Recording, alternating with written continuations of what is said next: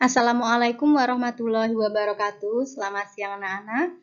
Kali ini kita akan membahas materi tentang bakteri. Sebelum kita masuk ke materi tentang bakteri, buat kalian yang belum subscribe channel ini, mohon dukungannya untuk subscribe channel ini terlebih dahulu ya. Baiklah, mari kita simak bersama penjelasan tentang bakteri berikut ini. Pernahkah kalian makan atau minum produk-produk berikut ini? Yogurt, ada mungkin Yakult, mungkin keju. Pernahkah kalian meminumnya atau memakannya? Seringkali kita jumpai produk-produk ini di mini-mini market ataupun di supermarket. Dan bahkan kita hampir setiap hari mengkonsumsi makanan atau minuman tersebut. Nah, tahukah kalian bahwa produk-produk tersebut itu dibuat dengan bantuan bakteri?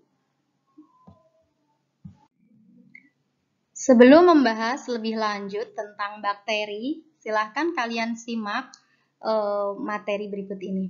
Nah, sebelum kemarin kalian mempelajari tentang bakteri, kalian sudah terlebih dahulu mempelajari materi tentang virus.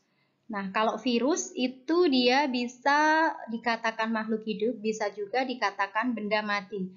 Dan virus ini aseluler. Ini materi tentang virus sudah kalian dapatkan pada pertemuan sebelumnya ya. Dan kalau untuk bakteri itu masuk ke kelompok Monera. Kelompok makhluk hidup ini ada yang membagi menjadi 5 kingdom, diantaranya ada Monera, Protista, Fungi, Plantae, dan Animalia. Perbedaannya antara Monera atau bakteri dengan makhluk hidup lainnya itu adalah kalau Monera ini termasuk prokaryotik, sedangkan untuk Protista, Fungi, Plantae, dan Animalia itu termasuk eukaryotik. Mulai dari Monera sampai Animalia ini nanti materi ini akan kalian pelajari di kelas 10. Nanti untuk semester 1 sampai Fungi, di semester 2 nanti kalian akan mendapatkan Plantae dan Animalia.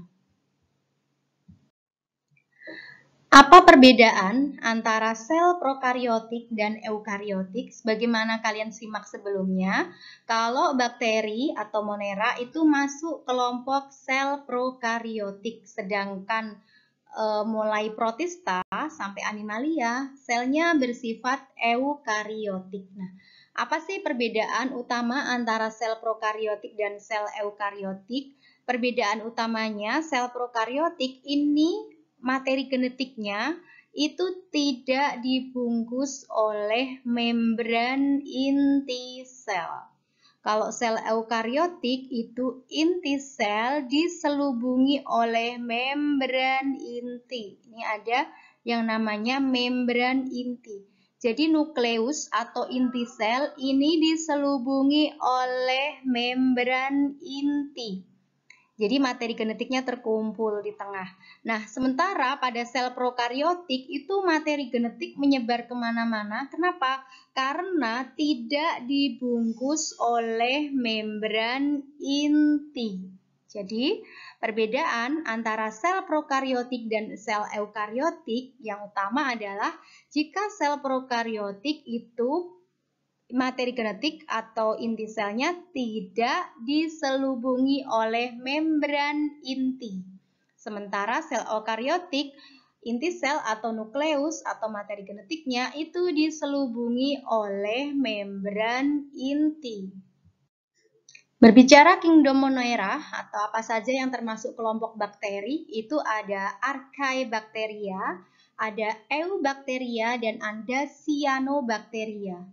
Jadi Archaebacteria sendiri itu dikelompokkan menjadi metanogen, halofilik, dan termoasidofilik. Jadi semua kelompok ini adalah termasuk bakteri. Jadi kingdom Monera itu ada Archaebacteria, Eubacteria, dan Cyanobacteria. Mengapa Cyanobacteria atau biasa disebut ganggang biru itu masuk kelompok Monera atau kelompok bakteri? Karena inti selnya tidak diselubungi oleh membran inti atau bersifat prokaryotik. Sementara jenis ganggang atau alga yang lain itu nanti akan dibahas lebih lanjut pada pertemuan berikutnya. Nah, bakteri metanogen itu adalah kelompok Archaebacteria yang hidupnya itu di tempat yang mengandung metan. seperti di saluran pencernaan sapi. Nah, Archaebacteria methanogen ini dicerdaikan dengan kemampuannya menghasilkan energi yang mengubah H2 menjadi gas metan. Contoh bakteri Methanobacterium itu biasa ditemukan di rawa-rawa. Bakteri yang biasa ditemukan di rawa-rawa. Sementara itu, untuk termoasidofilik itu adalah Archaebacteria yang hidup di tempat yang bersuhu tinggi. Nah, bakteri ini dapat hidup di tempat yang bersuhu 250 derajat Fahrenheit dan derajat keasaman yang sangat tinggi. Contoh bakteri dari termoasidofilik itu adalah Sulfolobus yang mampu hidup di sumber air panas. Kemudian untuk jenis Archaebacteria yang berikutnya itu adalah halofilik. Halofilik yaitu Archaebacteria yang hidup di tempat dengan kadar garam tinggi. Nah, bakteri ini menggunakan garam untuk menghasilkan energi dan dapat ditemukan di tambak laut ataupun di laut dengan kadar garam tinggi seperti di laut mati. Nah, itu tadi 3 kelompok dari Archaebacteria, di mana Archaebacteria merupakan jenis bakteri yang mampu hidup bertahan pada kondisi lingkungan yang sangat ekstrim. Apa sih sebenarnya yang membedakan antara Archaebacteria dan Eubacteria? Kalau perbedaan utama keduanya itu sebenarnya pada dinding selnya. Perbedaan utamanya di mana dinding sel dari Archaebacteria itu tidak mengandung peptidoglikan. Sementara pada Eubacteria itu dinding selnya mengandung peptidoglikan dan beberapa perbedaan yang lain bisa kalian simak. Kemudian untuk Archaebacteria ini dia pertumbuhannya tidak terhambat dengan antibiotik streptomycin atau chloramphenicol. Sementara kalau Eubacteria itu kalau ada antibiotik streptomycin dan chloramphenicol itu pertumbuhan bakterinya akan terhambat. Nah, untuk mengetahui bagaimana struktur bakteri secara umum, kalian bisa simak gambar ini, di mana ini adalah bagian-bagian dari bakteri tersebut. Yang pertama ini ada flagel, ini nanti untuk alat gerak. Kemudian untuk lapisan tubuhnya ini ada yang paling luar adalah kapsul, kemudian di dalamnya ada dinding sel. Nah, perbedaannya kalau tadi Archaebacteria dinding selnya itu dia tidak mempunyai peptidoglikan, sementara dinding sel pada Eubacteria itu punya peptidoglikan. Kemudian bagian berikutnya adalah membran plasma. Nah, ini materi genetiknya atau kromosomnya, ini dia menyebar kemana-mana karena tidak mempunyai membran inti. Kemudian ini villi, yang rambut-rambut kecil ini adalah villi. Villi ini nanti dia yang akan berperan untuk proses konjugasi yang nanti akan saya jelaskan lebih lanjut. Kemudian ini ada ribosom untuk sintesis protein, ini ada food granule. Kemudian ini adalah plasmid DNA. Nah, apa sih itu plasmid? Plasmid itu adalah non-kromosomal DNA. Plasmid ini adalah non-kromosomal DNA. DNA yang berada di luar kromosom. Ini tadi kromosomnya, di mana pada kromosom itu mengandung beberapa materi genetik. Dan di sini ada plasmid, itu adalah non-kromosomal DNA atau DNA di luar kromosom. Nah, bagaimana bentuk bakteri? Secara umum, bentuk bakteri itu ada 3 kelompok. Ada yang berbentuk spiral, ada yang berbentuk kokus, dan ada yang berbentuk batang atau basil. Yang berbentuk spiral itu ada jenis-jenis yang berbentuk spiral, itu ada spiral, ada spiroseta, kemudian ada vibrio. Kemudian yang berbentuk bulat atau kokus, ini ada kalau 1 monokokus, kalau 2 itu di ya, jadi diplococcus. Kalau yang berbentuk seperti buah anggur itu adalah Staphylococcus. Yang berbentuk seperti rantai itu adalah Streptococcus. Kemudian kalau yang kotak begini ini adalah Sarkina.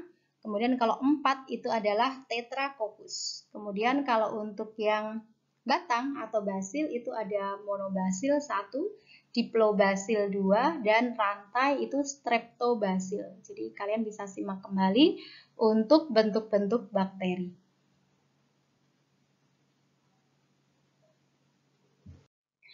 Nah, kemudian bagaimana bakteri itu bereproduksi? Bakteri itu melakukan reproduksi secara aseksual maupun seksual. Salah satu caranya secara aseksual itu adalah dengan pembelahan biner, di mana dari satu sel bakteri itu menjadi dua bakteri dengan sifat yang sama persis dengan induknya. Ini dia akan membelah menjadi dua sel yang materi genetiknya itu sama persis dengan induknya. Jadi dari 1 jadi 2, 2 jadi 4, 4 jadi 8, 8 16, 16 32, dan seterusnya.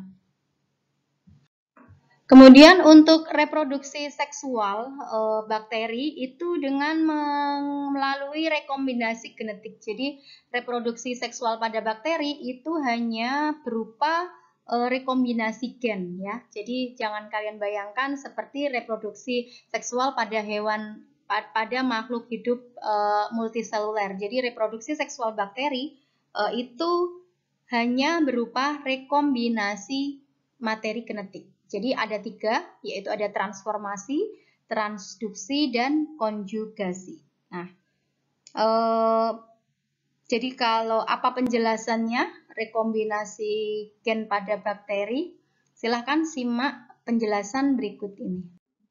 Kalau konjugasi itu pemindahan materi gen dari satu bakteri ke bakteri lain itu secara langsung melalui jembatan konjugasi. Tadi antar fili bakteri saling menjulur membentuk jembatan konjugasi, kemudian materi genetiknya saling berpindah. Kemudian kalau transduksi itu adalah rekombinasi gen antara dua sel bakteri dengan perantara virus fag atau perantara bakteriofag.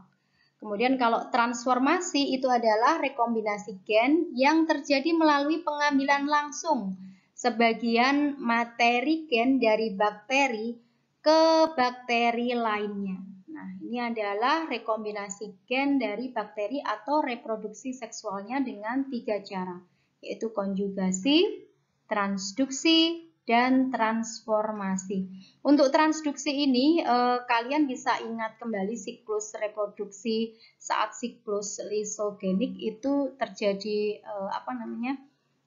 terjadi perkembangan bakteri, terjadi pembelahan bakteri di mana masing-masing bakteri itu mengandung materi genetiknya virus. Jadi ini transduksi ini adalah rekombinasi gen antara dua sel bakteri dengan perantara virus fag.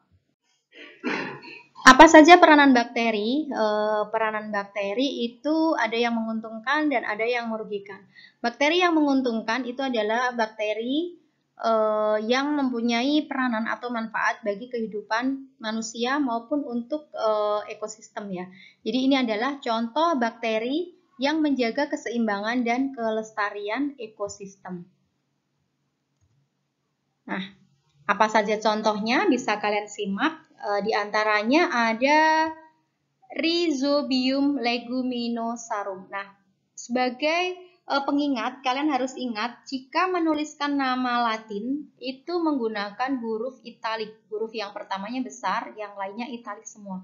Kalian masih ingat kan bagaimana tata cara binomial nomenklatur? Nah, Rhizobium leguminosarum itu peranannya adalah mengikat nitrogen dari udara, kemudian menyuburkan tanah, hidup bersimbiosis pada akar tanaman kacang-kacangan.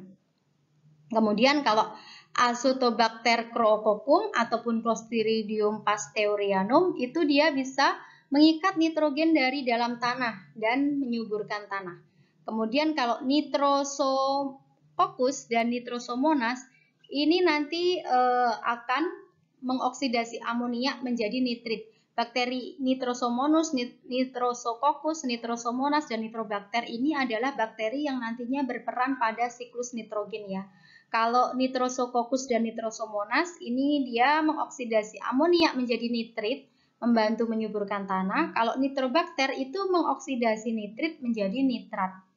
sehingga menyuburkan tanah. Nah, kalau Pseudomonas aeruginosa itu dia bisa memperbaiki kualitas tanah yang tercemar logam berat atau berperan dalam proses bioremediasi. Baik, silahkan kalian simak dulu sebelum saya lanjutkan. Yang berikutnya adalah bakteri yang membantu pencernaan. Kalian tahu Escherichia coli ini adalah bakteri baik yang membantu membusukkan makanan kita di usus besar, menghasilkan vitamin K. Kemudian Aerobacter aerogenes itu adalah saproba dalam usus besar vertebrata. Berikutnya adalah peranan bakteri yang berperan untuk membuat jenis makanan atau minuman tertentu. Contohnya, Lactobacillus bulgaricus dan Streptococcus thermophilus ini membantu untuk membuat yogurt dari bahan susu. Kemudian kalau Streptococcus cremoris dan Lactobacillus casei ini adalah membuat keju dari bahan susu. Acetobacter psyllinum ini membuat nata de coco dari air kelapa. Kemudian Pediococcus cerevisiae ini membuat sosis dari daging.